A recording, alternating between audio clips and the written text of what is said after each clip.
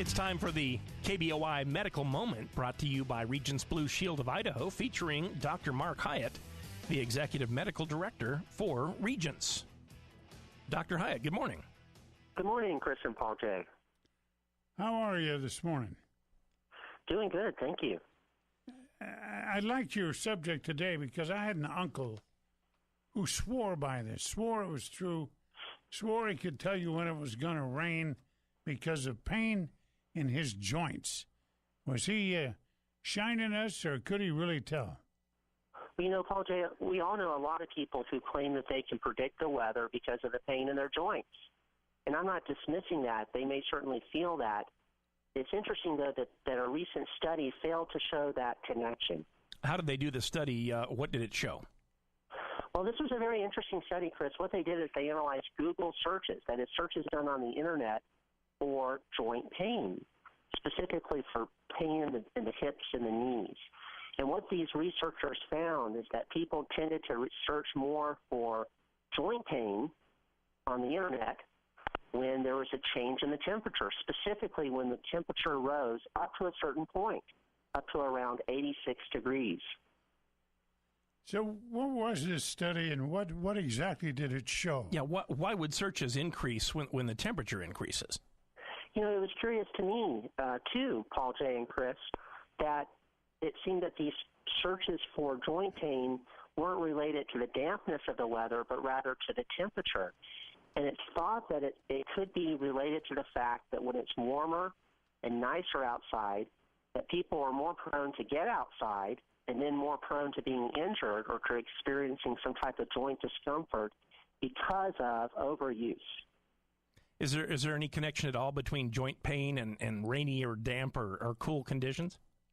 Well, you know, again, there may be, but at least in this one unique study, the researchers failed to find that connection. In fact, what they found is that when it was more rainy outside, that people actually got outside less, and therefore they injured themselves less, and they therefore searched less for joint pain. Dr. Hiatt, Idaho is, a lot of it is a rural state, and some people live in areas where critical care services are lacking. How many Americans would you say live too far away from a hospital? Nearly 30 million Americans, and that's according to a recent study, and that means 30 million Americans are in those rural areas where they're far away from trauma care, and that could be important. How can you fix this problem? Well, it's a really pronounced problem, as Chris mentioned, particularly in the West or in the Northeast, in the Northwest. You know, rural communities may be separated by many miles from a hospital because of the desert and because of the mountains. It's just a problem that we have. What does it actually mean for those Americans that live too far from a hospital? What's the biggest problem? You know, obviously, their emergent needs aren't going to be met in a timely way. We're talking about people suffering from heart attack, stroke, where they need to get to the hospital quickly and they can't because it's too far away. Okay. Now, one last topic, Dr. Hiatt. You know the fidget spinners, those new kind of toys that are somewhat popular among kids. Most, I would assume, don't have very many risks, except we heard about a boy recently in Arizona. Do you know that story?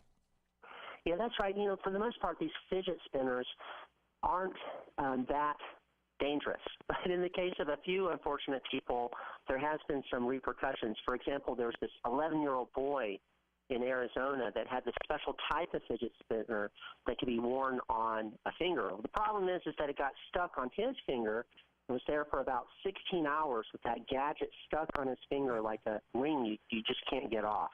How did they end up getting it off his finger finally? Well, people tried numerous methods, all the usual methods, in fact, at the hands of a few doctors in 2 different emergency rooms, until finally that spinner was cut off by a hospital maintenance worker using a saw. Now, is there actually any medical benefit to a fidget spinner? You know, Chris, some people claim that this toy does have some benefit. At least that's the advertising claim, particularly for people who have trouble with focusing or they have trouble with fidgeting, because supposedly these fidget spinners are able to relieve their nervous energy or their psychological stress. But really, we don't know from a scientific standpoint if that's true or not. Well, Dr. Hiatt, we appreciate your time on KBOI this morning. Thank you. Thanks, Doc. It's the KBOI Medical Moment, brought to you by Regence Blue Shield of Idaho every Tuesday, featuring Dr. Mark Hiatt, the Executive Medical Director for Regence.